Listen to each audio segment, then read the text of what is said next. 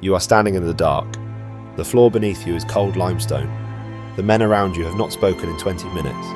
And somewhere behind those cedar doors, sealed, massive, breathing incense into the pre-dawn air, a god is waiting to see if you will kneel.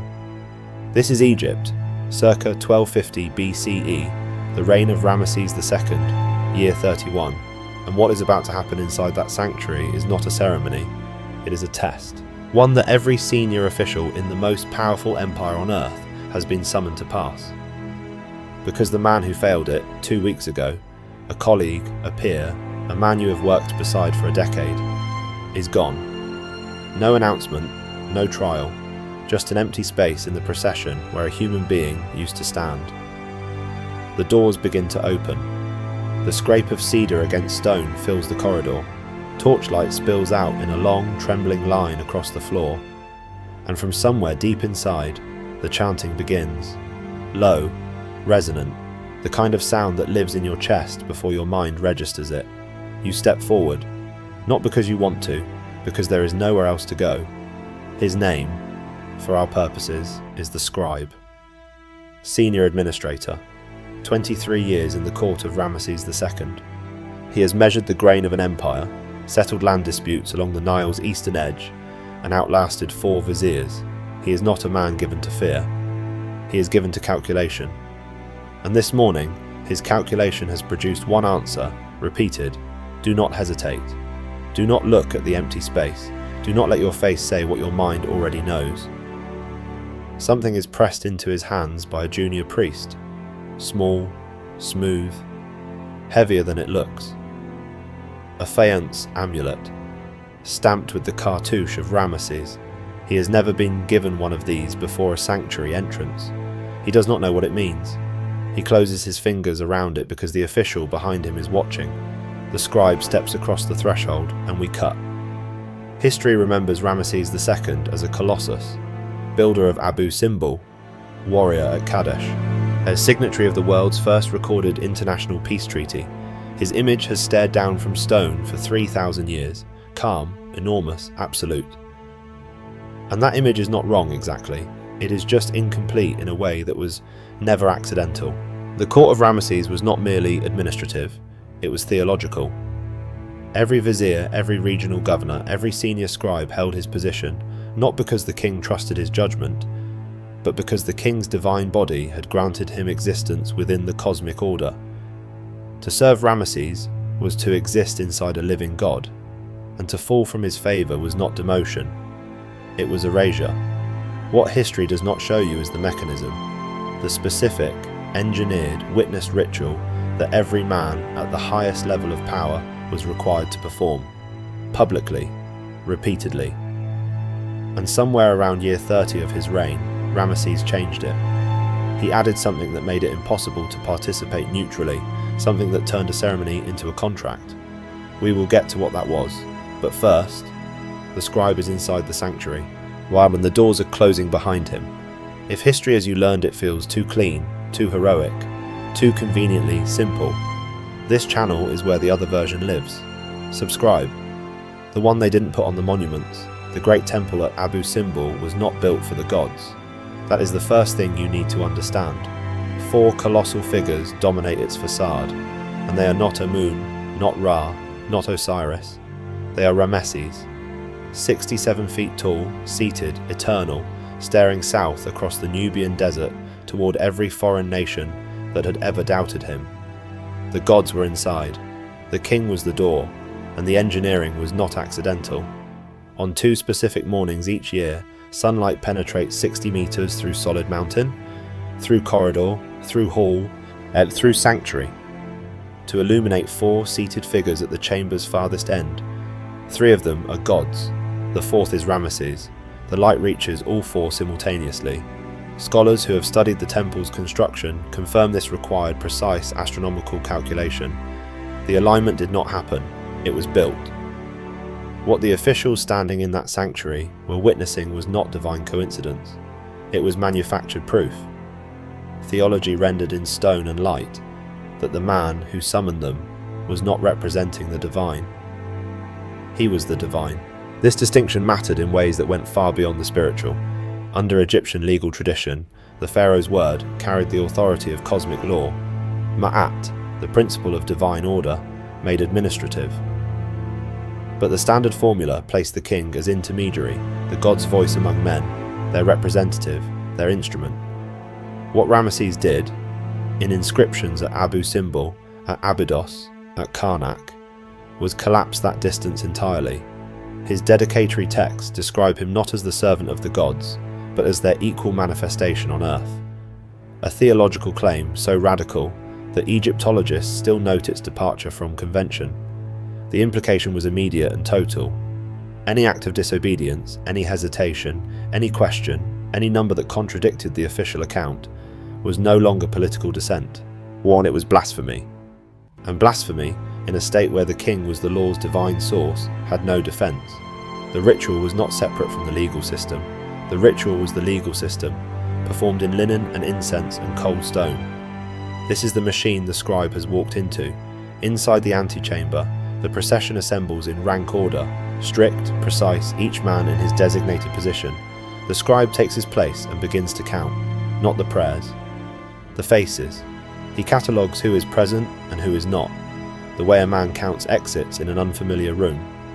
The missing official's name is Amenhotep Sar Hapu, second overseer of the royal granaries, 62 years old, a careful man, a competent man.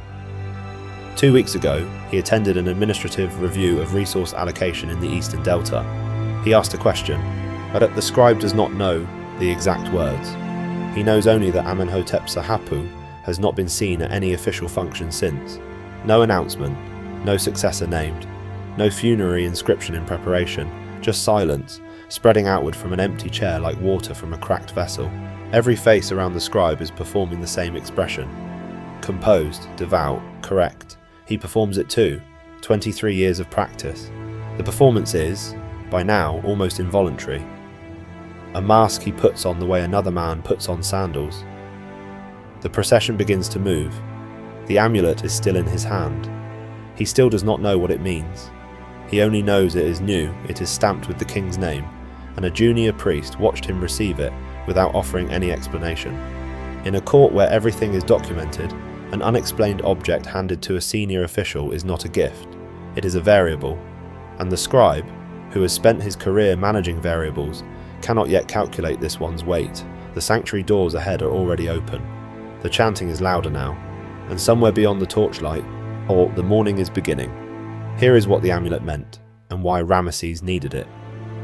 Surviving records from the later Ramesside period describe a practice that scholars have pieced together from temple administrative papyri and priestly inventory lists. The distribution of consecrated objects bearing the royal cartouche immediately before sanctuary rituals.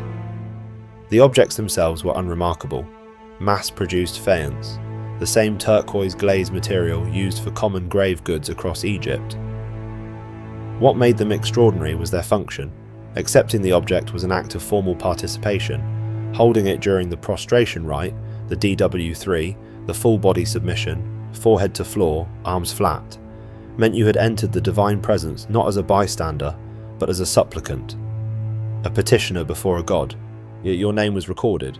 The priest who handed you the amulet had already written it down. There was no passive position in that room. There was no observation.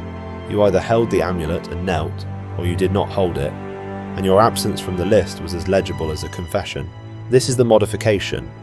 This is what Ramesses added somewhere in year 30 of his reign, when the court had grown large enough that individual compliance was becoming difficult to verify, and when the theological claim in the Abu Simbel inscriptions needed a mechanism to enforce it. The ceremony had always required prostration. Now it required documented prostration, witnessed, recorded, sealed into the administrative tissue of the kingdom with the same permanence as a land grant or a tax assessment. Go back to the cold open. The scribe is not walking into a ceremony, he is walking into a contract, and the empty space in the procession, the place where Amenhotep Sahapu should be standing, is not an absence, it is a clause, placed exactly where the most senior officials can see it, read it, understand what non-compliance produces. The ritual is not a warning, the empty spaces, the sanctuary interior is narrow, lower than you expect. The ceiling presses down and the incense is so dense it has weight, a physical presence that coats the inside of the throat and makes the air feel borrowed. The scribe moves with the procession into the chamber's final corridor, and the chanting has shifted, lower now, almost subsonic, felt more than heard. The column of morning light is already moving. It enters through the sanctuary's rear aperture and travels the stone floor with a slowness that feels deliberate, which it is, which it was always meant to be. The scribe watches it cross the floor toward the 4 seated figures at the chamber's end, 3 gods, and then Ramesses. The light reaches all 4 at the same moment. About the chanting stops. Silence. The high priest's voice fills it. The command to prostrate is not shouted. It does not need to be. Every man in the room goes down. The scribe goes down, forehead to limestone, arms flat. The cold of the floor against his face is exact and complete, the way cold always is in enclosed stone spaces. Not the cold of weather, but the cold of geological time, the cold of something that has never been warm. He is not praying. He is counting his own heartbeats and running a calculation that has no good answer. And lying there, face against 3,000-year-old stone, he understands what Amenhotep Sahapu did. Not a public refusal, not a dramatic speech, a hesitation, a private word to a junior administrator about the grain figures not matching the official victory accounts. That was enough. That was all it took. The scribe raises his head at the prescribed moment. He looks at the illuminated figure of Ramesses, and then he sees the man himself, seated in the shadows to the left of the sanctuary, attended by 2 officials who are not looking at the statues. They are looking at the procession, at faces, at timing. Ramesses attends these personally. He watches who kneels without hesitation. The scribe holds his face completely still, and understands that the ceremony ended the moment it began. The real ritual is happening now, in the silence, in the king's watching eyes. The officials who survived Ramesses II share a documented quality so consistent it functions almost as a diagnostic. Their personal inscriptions, carved into temple walls, mortuary chapels, administrative steles, describe the king in language that long ago exceeded conventional royal flattery and entered a register that modern Egyptologists have termed, with careful academic restraint, devotional identification. They do not merely praise Ramesses, they locate their own existence inside him. One vizier's inscription describes beholding the king's divine radiance as the moment his life acquired meaning. Another records prostrating before the royal image as the singular spiritual experience of a 40-year career.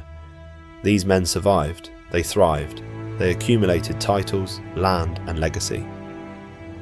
The Vizier K is the clearest example, serving Ramesses across multiple decades, his name appearing in administrative records from Thebes to Pi-Ramesses. His loyalty declarations growing more extravagant with each passing year as the reign lengthened and the court around him thinned. Scholars note his inscriptions, they note their tone. What they cannot determine, what the stone deliberately refuses to answer, is whether K believed what he carved, or whether he had simply learned, with the precision of a trained administrator, that the language of belief was the admission price to continued existence. That ambiguity was not incidental, it was structural. A court in which genuine devotion and performed devotion were indistinguishable was a court in which suspicion could never be confirmed and innocence could never be proven. Every man was simultaneously protected by his compliance and imprisoned by it. The ritual did not demand that you believe, it demanded that no one could tell that you didn't. This is what power looks like when it has been fully optimized, not the threat of punishment, the elimination of the space in which punishment becomes necessary. The system did not need to destroy many men, it needed to destroy one man where the right people could see it, and then require those people to kneel, publicly, holding an object with their name on a list, in front of a king who was watching their faces. The rest managed itself, but the ceremony is over. The procession has dispersed into the temple's outer corridors, men moving quickly and quietly toward the administrative day that continues, regardless of what just happened in the sanctuary. The scribe is back in his chamber. The room is lined floor to ceiling with papyrus records, grain assessments, flood calculations, land dispute rulings, the administrative skeleton of an empire. He has filled many of these himself. His handwriting is on the walls of this room in 100 different documents, each one a small record of a decision he made and stood behind. The amulet is on the desk in front of him. He has not put it away. He has not discarded it. He is looking at it the way a man looks at something that has changed shape. While he wasn't watching, he is not a believer. And he has never been a believer.